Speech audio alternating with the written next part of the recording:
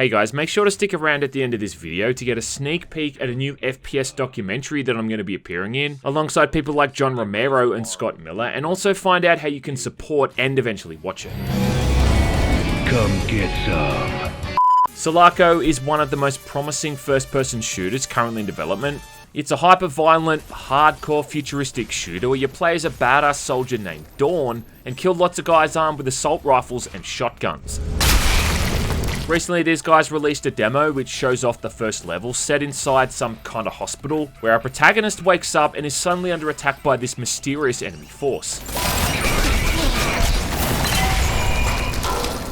Now, these guys have been pretty active on Patreon over the last few months, and if you're a patron of theirs, then, well, no doubt you played through this first level by now. And if you haven't, well, the best time to become a patron is still right now. The thing is, though, I've been lucky enough to get access to the all-new second level, which shows off a couple of new weapons, enemies, and mechanics. And after having played through it and finished it, I think literally a couple of dozen times by now, I couldn't help but share my thoughts on the whole thing. Which might be more of a tease at this point than anything else, I think, considering that demo's not going to be going public until June.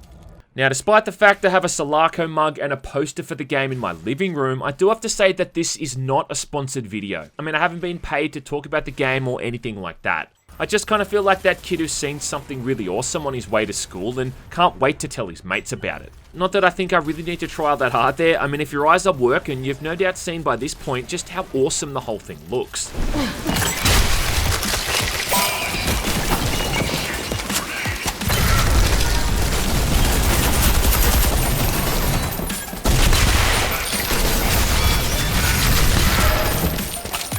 Of course! Selaco runs on the GZDoom engine, which in and of itself is kind of impressive, man. I mean, just look at the ludicrous amount of detail on offer here, as well as having an insanely high level of environmental interactivity, something I think which is more akin to the build engine than the GZDoom engine. Like being able to shoot apart almost every single prop item, smash windows, interact with computer terminals and light switches, and use red barrels to euthanize bad guys who are conveniently standing right next to them. I mean, it's completely ascended from being a Doom mod at this point, and it's just really taken on a life of its own. Kind of. Now, I say kind of because if I had to describe the gameplay in this thing, I'd say that it's basically just Fear, but without that slow motion mechanic. It's got a very similar, almost tactical approach to the combat, encouraging lots of movement and attacking the enemy from multiple angles. There's very similar enemy chatter during combat, with these guys often audibly giving away what they're up to, which again also helps the player to pinpoint their location. And it's not uncommon for them to somehow flank you if you're not watching your ass, at which point you get dropped faster than a bad take on Twitter. Hello there. There's pulse mines you can throw out, which are kind of similar to the proximity mines from Fear. Plus, it also has that wonderful thing where once you start shooting and blowing things up, you can rip entire rooms apart and then bathe in that glorious carnage that follows.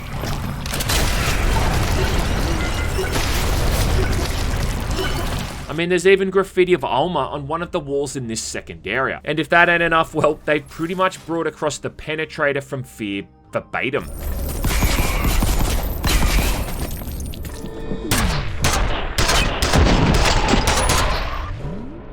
It's even got the same name and has that lovely attribute of being able to nail people to nearby walls.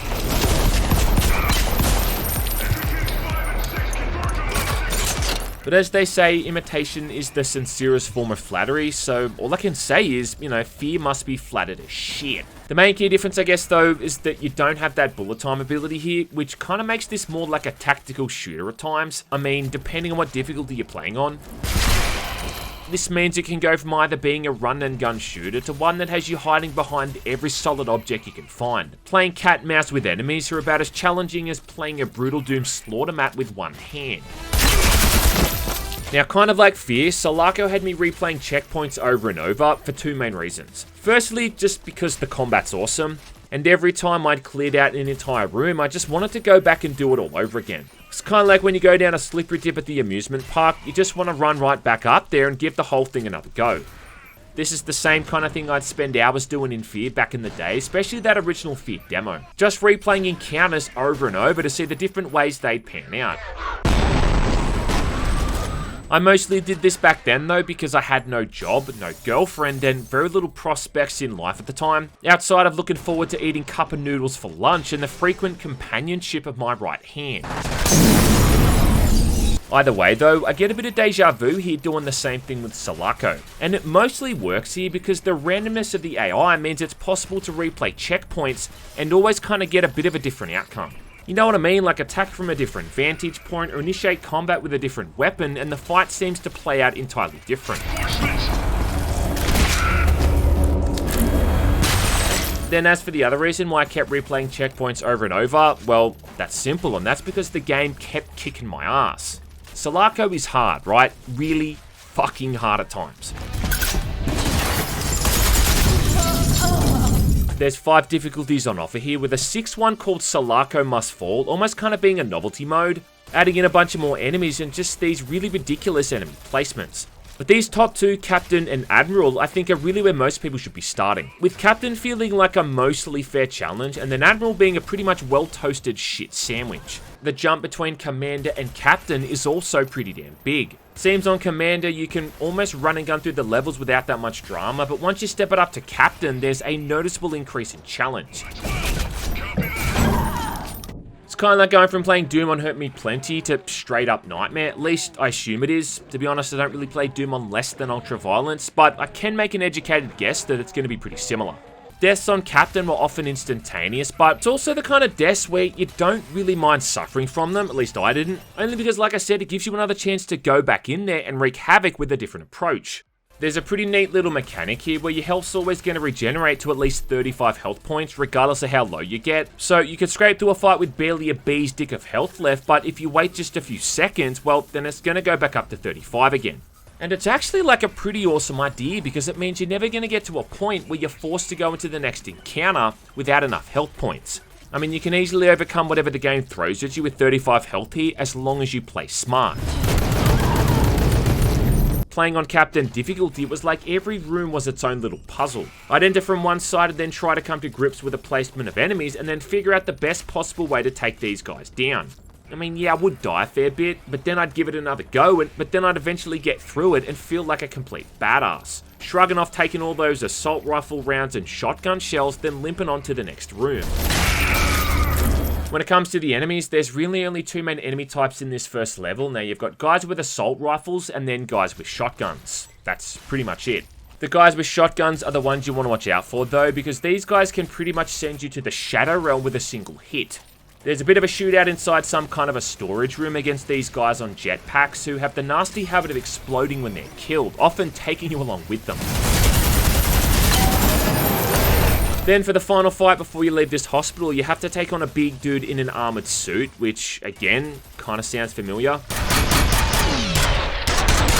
Voiced, of course, by that Gianni Pepperoni de Pizza Gorgonzola guy, or whatever his name is. Looks like I'm gonna have to teach you some manners. Have you played any indie shooters recently? Yeah, well, chances are you've heard this guy's voice. He's kind of like the Andrew Holschult of indie voice actors, and when you need a deep, intimidating, digitized voice, well, this is your man. Now, for this new second level set in the sewers, and don't even think about saying it in the comments, there's tougher versions of the assault rifle enemies named Enforcers who are like armored variants that seem to be completely immune to being stunned. Though they can all still catch a load of buckshot to the face as good as the rest of them, which is all that matters.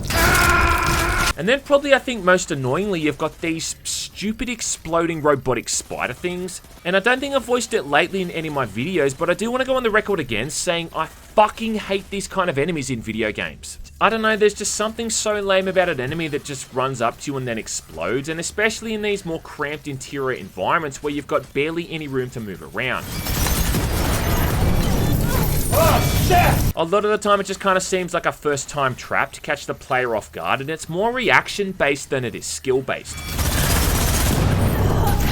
I think the only time I've ever been able to stomach these kinds of enemies was the beheaded kamikaze in the Serious Sam games, but I think in that instance it's kind of justified, because most of the time you're up against these guys you had an entire desert at your disposal to avoid them. You weren't trapped inside a small hallway the size of a midget's colon. The good thing I think though is that as soon as you see all of these enemies on the screen, you instantly know who's who, and basic enemy recognition is something I think people overlook a lot when talking about first-person shooters.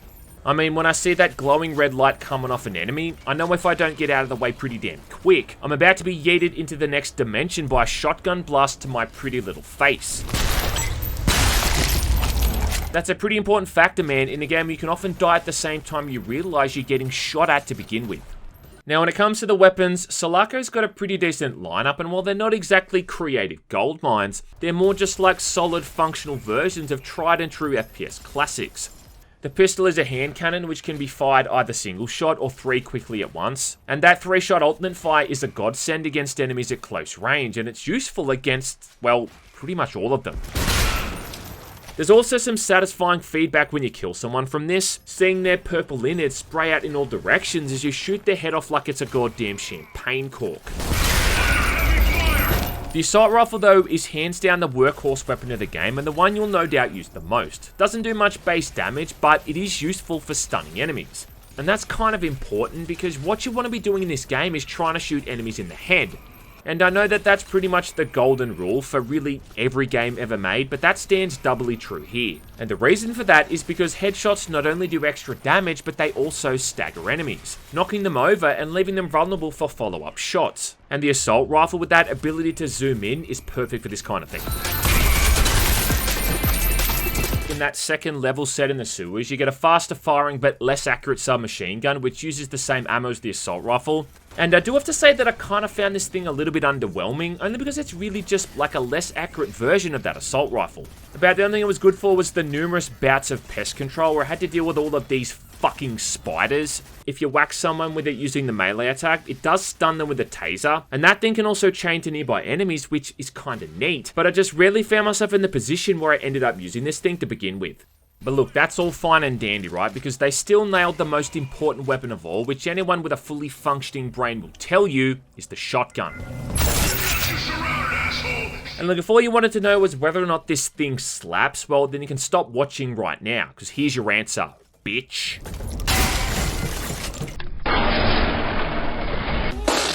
I don't think it's hyperbole to say that this thing right here is going to go down in the annals of FPS history as one of the best shotguns of all time. And you know what? I'd really expect nothing less for a game that's basically a giant homage to Fear, which itself has what I think is arguably the best shotgun of all time, hands down. Though I do think that Trepang 2's shotgun's going to also be giving this thing a run for its money, at least if that recent demo I played is any indicator. As for why this shotgun in Selaco is so good, well, I don't know, man, it's just everything about this thing just feels right. It does insane damage just right off the bat, killing almost everything in a single hit. And that awesome sound work with the chunky, meaty impacts you get when you hit someone is the stuff that boners are made of. Holy shit! To balance the whole thing out, the pump time between shots is slower than most people would be used to, and reloading it is also much more delayed. Plus, those spare shells are harder to come by, but it's a bit of a necessary evil to prevent this thing from just carrying players throughout the entire game. Because, let's be real, right? If you were inundated with ammo, like, why would you ever want to use anything else? Kinda hope at some point later in the game, they're gonna add in some kind of automatic, faster firing shotgun, similar to like an AA-12 or something, but I can't see it dethroning this thing as the biggest, baddest weapon in the entire game.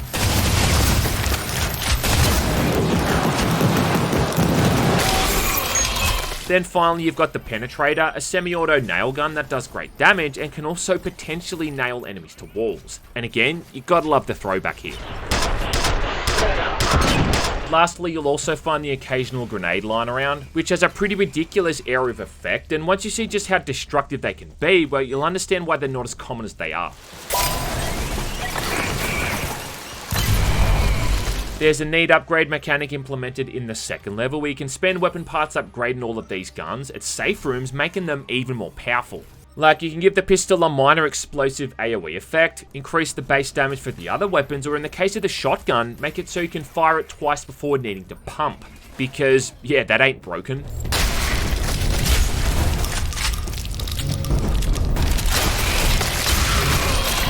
I almost kind of got some Resident Evil vibes from this safe room too, being able to chill out in this mellow little fortress of solitude with its own unique music track and Catch My Breath.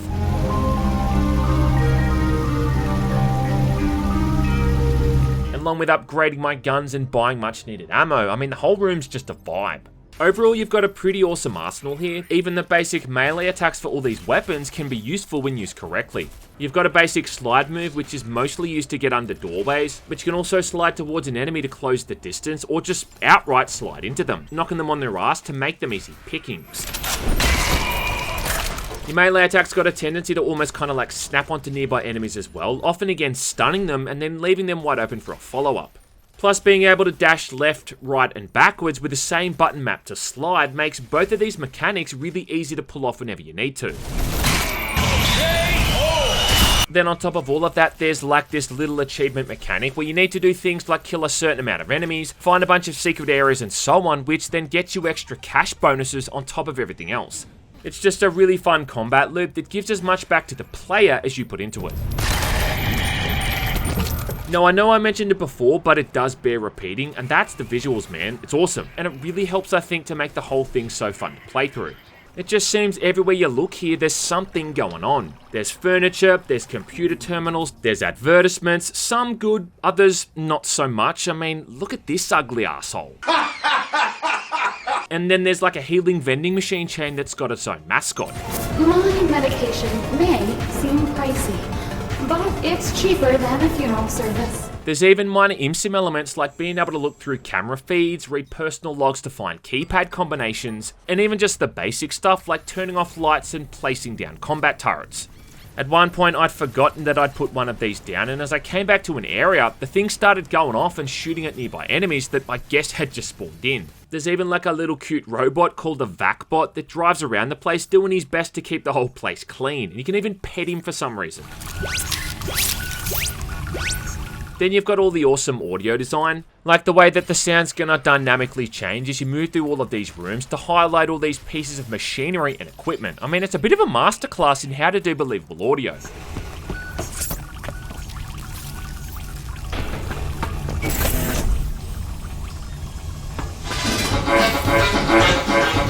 I suppose at this point though I should kind of pull my tongue out of the game's asshole though and talk about, you know, at least some things I didn't like about it. Or else it wouldn't really be one of my videos if I didn't bitch about at least something.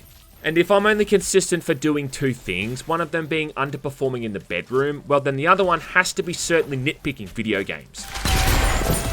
Well, I guess the obvious elephant in the room here's got to be the balancing. Because, I mean, as good as the combat is, and yeah, it is pretty damn good, it can also often feel incredibly cheap. And you'll often be sitting there stunned, kind of scratching your head, wondering what the fuck it was that actually killed you. Let's see that in an instant replay. A game being crushingly hard isn't a bad thing, and in the game's defense, I am playing on the second highest difficulty mode here, but there were a lot of spikes on my bullshit made it throughout the demo here, and I think having that dialed down a notch would be ideal. I also kind of feel like the game maybe needs a lean left or right button. I mean, at its heart, this really is a bit of a tactical shooter. And if you try to run out in the open and play it like a Doom mod, well, then you're gonna have a bad time. So I think being able to lean out of cover and take shots at enemies would make this a lot easier. But then I guess, on the other hand, if they do add that in, then players are probably gonna be more likely to just cheese through combat by hanging back, and probably gonna take away a lot of those mobility and movement options. Either way, though, I think the option to have it would at least be nice, and if nothing else, I mean, Fear had a lean button, so yeah, make it that what you will. But you know what, to be honest, I really am kind of struggling to find things to bitch about, and I guess ultimately my main complaint is that this whole thing's still not finished and I can't play the full version, yet. I don't know how far off they are actually finishing Selaco, I just sure hope they've got more completed than these first two levels, but going on what I've seen here, the whole thing looks pretty damn promising.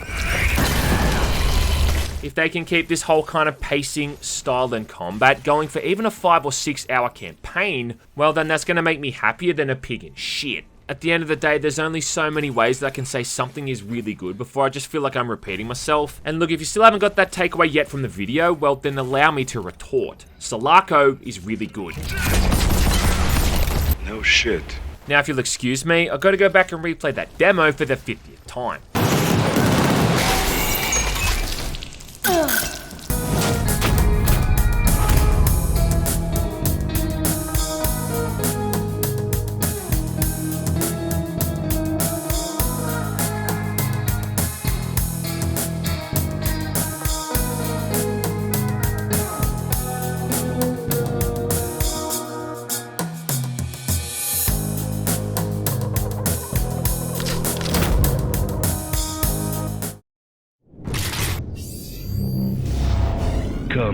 some. Hail to the king, baby. With Duke 3D, their environmental design with interactive environments was so important to the FPS. They raised the bar when they did that. We can't compete with what Doom does well. It was very dark, gritty, very serious. So we decided to do a lot of things that Doom wasn't doing. We gave Duke Nukem a voice. Alien bastard shot up my ride. We added humor to the game. Shit and die. Interactive environments, realistic locations like the movie theater. That was the first FPS where the world seemed real. Doom was all these weird space stations and these hellish environments, and then Duke Nukem was, this is like a city street, and this is a store, and this is a nightclub, and there's a pool table, and there's a bathroom. I can't really remember seeing any game prior to that kind of nailed that feeling of authenticity. That's one doomed Space Marine. It felt like you're a real character because you're in real world locations. That's the first thing. The second thing is that because the game was so heavy on interactivity, it actually felt like you were a person, like a hero, not just a video game hero, but a real hero in the real world. Let God sort him out. Because it was dark, it was dystopian, and it was a real world location, and you could do real world things. When you play it for the first time as sort of a lay gamer, you experience it very linearly. You come from the rooftops, you go down, you're on the street, you feel clever as hell when you find your way inside. After you've spent many, many hours in this environment and you've explored all of its nuances and subtleties, you realize that it's a totally open environment, that you can come in and out of it from a lot of different ways. The fact that you could throw out a pipe bomb and you'd blow up a mirror and then a toilet would explode and then water would come flying out. That was unparalleled at the time. That was a feature of Build, the fact that you could move things. That was probably one of the biggest enhancements over Doom. With Duke, you were playing a character that was more or less fleshed out. I think that helped dictate the overall flow of the game. I didn't know the game was even being made until 2 months before it was released. As Duke Nukem 3D was really my first major video game project, there was no ad-libbing or anything. I stuck to the script exclusively. Give me 3 takes of each one, we'll pick the one we like the best. They just let me roll. Who wants some? I'm here to kick ass and chew bubblegum. And I'm all out of gum. They love that one. For every 9 to 16-year-old boy, like, of course, that's a fun caricature. I'm looking good. He's a vehicle for you to pass into these often like illicit adult environments. The main thing at the time, I think, which gained notoriety in Australia was that it had strippers in it, and they'd show their boobs, but that was censored in Australia, as we have a long history of games getting censored over completely pointless stuff. So that kind of made it more infamous when we were kids. Shake it, baby. It was so fun. I had so much fun playing through that entire game. They did what they needed to do right. That's why you still know who Duke Nukem is now, 20 some years later.